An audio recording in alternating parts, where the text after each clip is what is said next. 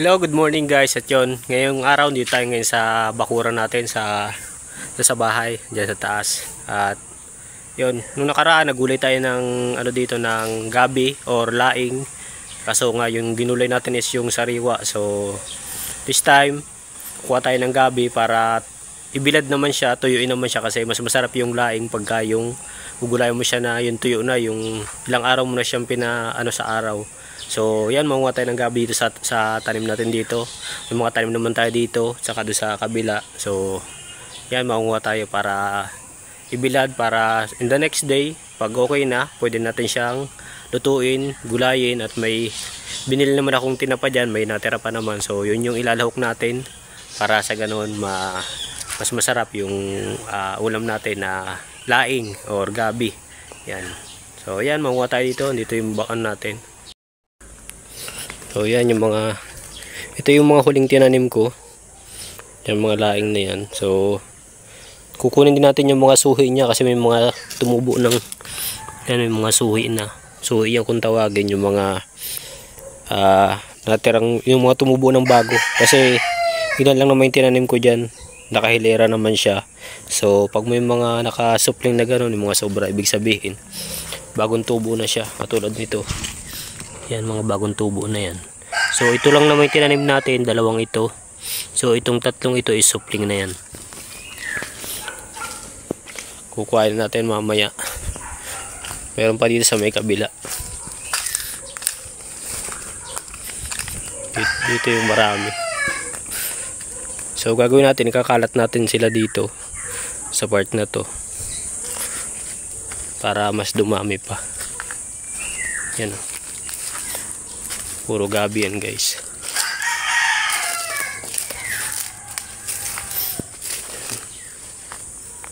Kukuhain natin yan lahat.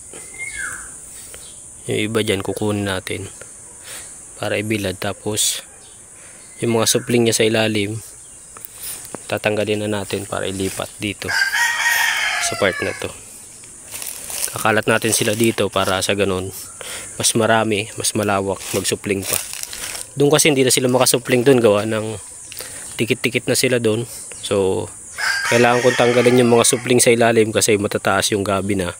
May mga supling na sa ilalim yan, sa pinakang ilalim na. So tatanggalin natin yun para maipunla ng bago dito, since malawak pa naman dito sa part na to, hanggang dito siguro.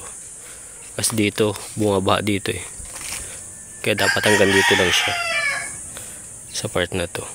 So yan, anihin na natin muna yun. Pagka-ani natin yan, magano na tayo, tatanim na tayo ng iba.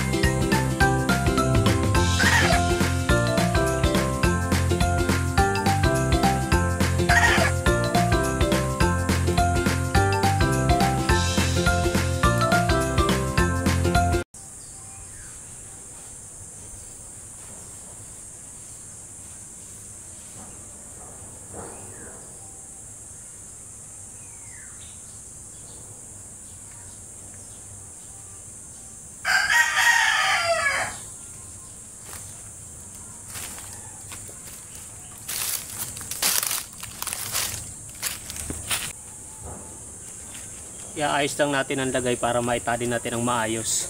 para sa ganun mapalit natin yung pagtatali niya.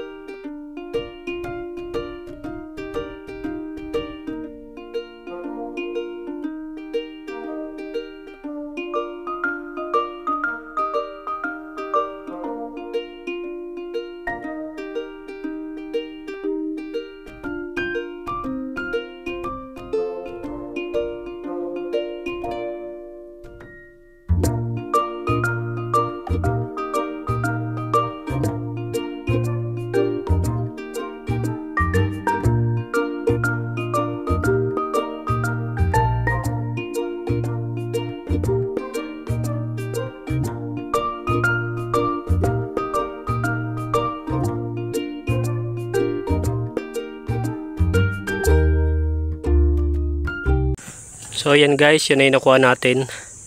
Dalawang tali siya. So bibilad muna natin siya. So sa ngayon baka umulan kaya dito ko muna. So ilalabasan lang natin siya pagka umaga. Kaya pagka uminit lalabas natin siya para mapatuyo natin, mabilad. So yun tayo nanguha sa baba dun. Ayan. Medyo mainit lang. Tapos yan, may inyog naman dito na pwedeng dyan, panggagata dyan kasi yung gata lagi ang luto sa ganyan. Ayan. Diyan muna natin yung pansamantala habang pinapatuyo. So pag tuyo na yan, pag okay na, pwede nang gulayan yan, pwede nang lutuin para maging ulam na. So yan, lalagyan na lang ng sili, may mga sili naman dito, saka may tinapa naman tayo na masarap kasi ito, yung medyo maanghang yung luto niya, lalagyan mo ng sili na madami, yung laing na maanghang. Alam niyo naman pag dito sa Bicol talagang automatic may mga sili lagi. Halos karamihan ng luto dito sa Bicol may mga sili, kaya kailangan talaga yun, maanghang siya. So may tanim naman tayo sa likod tsaka dito sa harapan. So yan, may mga ilan naman tayo itong tanim. Yan, masili. Tapos meron pa dito sa baba. Pag mga Bicolano hindi nawawala ng tanim na sili. Hindi kami nawawala ng tanim na sili. Kahit doon sa kabilang bahay nila kuya, may mga tanim kami sili. Pati ibang klaseng sili yan. Ito yung sili na maliliit naman.